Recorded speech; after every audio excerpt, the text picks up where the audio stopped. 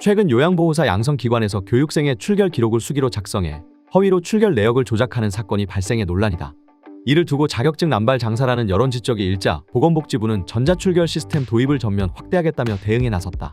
8일 보건복지부에 따르면 내년 1월 1일부터 복지부는 요양보호사 교육원이 전자출결 시스템만을 이용해 수강생 관리를 하도록 하는 새로운 지침 도입을 계획하고 있다. 지금까지 교육원은 수기 출석부를 활용하거나 전자 시스템 방식을 모두 선택할 수 있었다. 복지부 관계자는 현재 60% 정도의 교육원이 전자 시스템을 도입한 상태라며 다만 수기로 출결을 작성하는 시스템에서 문제가 발생할 수 있어 최대한 전자 출결 시스템을 활용하도록 할 계획이다. 8월에 교육원 현장 점검을 진행하면서 새로운 지침에 대해 적극 알릴 예정이라고 설명했다. 앞서 중앙일보 보도에 따르면 지난 5월 경기도 안산 소재의 A 요양보호사 교육원에서 수기 출석부를 허위로 기재해 복지부에 적발됐다. 특히 A 교육원 원장은 출석 사진을 지자체에 보고해야 하는 것을 대비해 가짜 인증사진을 준비하기도 했다. 이곳에서 강사와 수강생들은 하루날을 잡아 미리 준비한 여벌 옷을 갈아입고 좌석을 옮겨가며 사진을 찍었다. 요양보호사 자격증 남발은 국가가 급여를 지급하는 데서 비롯됐다.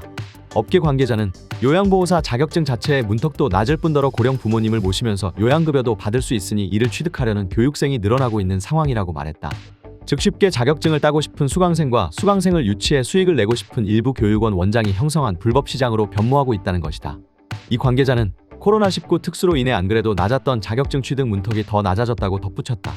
국민건강보험공단이 발표한 자료를 보면 코로나19 직전인 2019년 요양보호사 시험 응시 인원이 18만 6,829명인데 반해 2022년은 약 2배에 육박하는 35만 5,665명으로 늘었다. 장기 요양 공시를 보면 요양보호사는 지난 2008년 정부가 장기요양 제도를 도입한 이후 초고령 사회의 요양원 입소자가 늘 것을 대비해 양성하기 시작했다. 일본의 경우 1200시간의 이론 교육과 100시간의 현장 실습 교육을 이수한 후 시험을 통과해야만 요양보호사 자격증을 받을 수 있다. 다만 국내에선 240시간의 교육만 이수하면 실습 없이 자격증을 따낼 수 있기 때문에 업계에선 자격증 문턱이 낮다는 점을 꾸준히 제기해왔다. 실제로 여성경제신문이 지난 2월 보도한 임금 가이드라인도 없는 요양보호사 자격증 따도 1%만 근무에 따르면 2020년 기준 약 83만 7천여 명이 요양보호사 자격증을 취득했지만 현장 투입돼 활동하고 있는 현역 인원은 단 1만 6,500여 명에 불과했다. 10명 중 8명은 자격증만 따고 실제 일은 하지 않고 있다.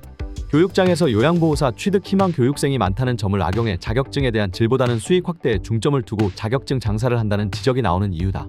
이민섭 재간호인협회 이사는 정부의 관리 감독도 허술했다며 교육장에서 교육을 잘 들었는지에 대한 확인을 출결 여부로만 하는 게 당초 말이 안 됐던 부분이다. 수기 출결만 진행하고 증빙자료는 사진만 제출하면 지자체나 정부가 이를 묵인해 줬기 때문이라고 지적했다.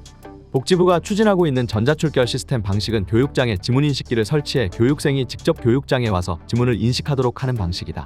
또한 현행 제도에서 허용하고 있는 수기 출결 방식은 점차 제도에서 제외하겠다는 게 복지부의 설명이다. 또한 복지부는 교육장 현장 전수조사를 확대하겠다는 방침이다.